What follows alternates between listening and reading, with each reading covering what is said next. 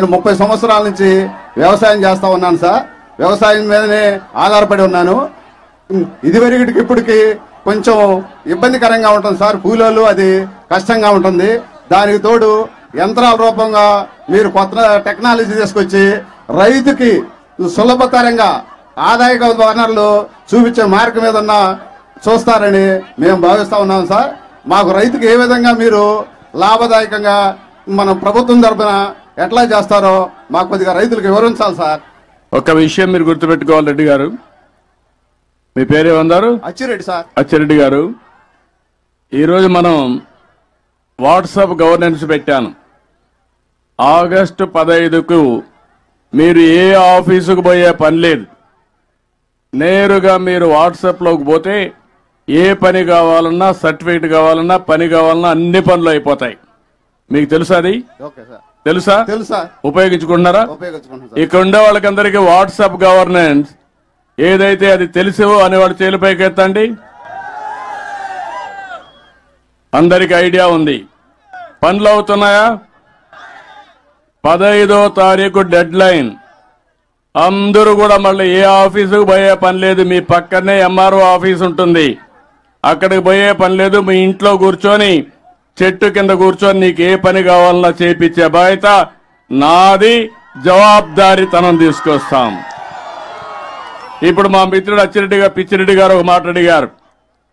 రైతులకు కూలీలు రావడం లేదు, ఇబ్బందులున్నాయి. ఆర్థిక అభివృద్ధిలో ఇవన్నీ కూడా కొన్ని పరిణామాలు. అందుకే నేను ట్రాక్టర్స్ ఇంట్రొడ్యూస్ చేశాను, హార్వెస్టర్లు తీసుకొచ్చాను, నాట్లేసే మెషిన్లు తీసుకొచ్చాను. అదే మరి డ్రిప్ ఇరిగేషన్ తీసుకొచ్చాను.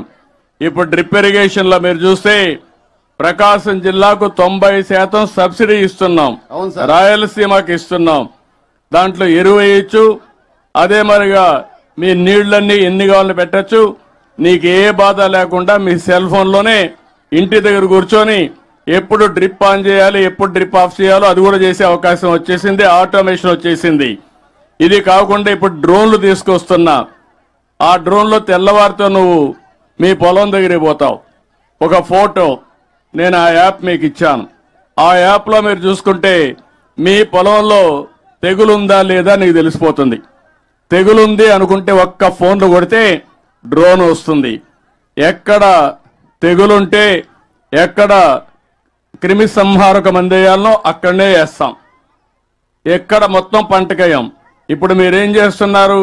క్రిమి సంహారక మందులు తీసుకుపోయి కొట్టిందే కొట్టుడు 100 సార్లు కొట్టేస్తున్నారు. దానివల్ల డబ్బులు అయిపోతున్నాయి. రెండో పక్కన మీరేం చేస్తున్నారంటే క్యాన్సర్ పేషెంట్లు ప్రొడ్యూస్ చేస్తున్నారు. ఎరువులు ఎక్కువ వేసినా, క్రిమి సంహారక మందులు వేసినా క్యాన్సర్ వస్తుంది.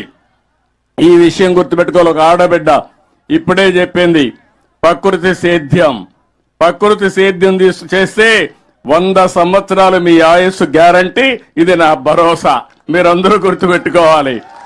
మీరు కానీ ఎప్పటికప్పుడు వీలైనంత వరకు నేను అందుకే డ్రోన్స్ పంపిస్తా, వ్యవస్థ కూడా తీసుకొస్తున్నా. నీ ఫోన్లోనే అన్ని పనులు అయిపోయేట్టుగా చాలా సిస్టమేటిక్ గా చేసేట్టుగా అన్ని తీసుకొస్తాం. దానివల్ల మోడర్నైజేషన్ వస్తుంది. అగ్రికల్చర్లో టెక్నాలజీ ఉపయోగిస్తాం. ఇంకొక పక్కన మీరు గుర్తుపెట్టుకోవాలి, ప్రపంచం మొత్తం ఆహార అలవాట్లు మారిపోతున్నాయి. ఒకప్పుడు అందరూ రైస్ తినేవాళ్ళం. ఒకప్పుడు రైస్ కూడా తినేవాళ్ళం కాదు. ఎన్టీ రామారావు గారు వచ్చిన తర్వాత 2 రూపాయల కేజీ బియ్యం పెట్టిన తర్వాత పేదవాళ్ళందరూ కూడా అన్నం తినడం మొదలుపెట్టారు. అంత మునుపు మీరు తినేది కొర్రలు, రాగులు, సజ్జ, జొన్న ఇది తినేవాళ్ళు.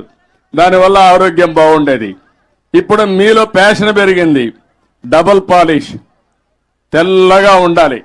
తెల్లగా ఉంటే ఏమొస్తుంది? కార్బోహైడ్రేట్స్ ఉంటాయి. అది తింటే పౌష్టికాహారం కాదు. దానివల్ల అన్ని సమస్యలు వస్తున్నాయి.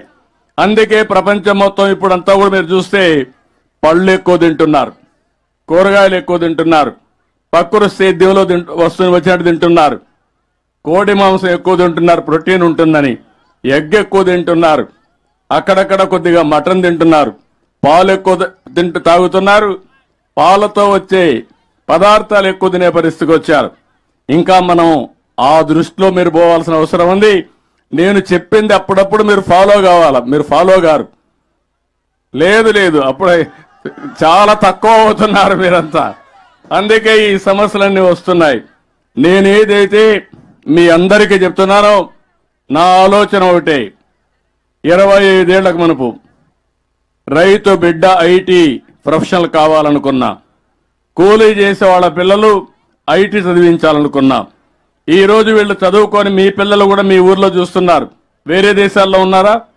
డబ్బులు సంపాదించారా? దేనివల్ల? ఎవరు చెప్పారు?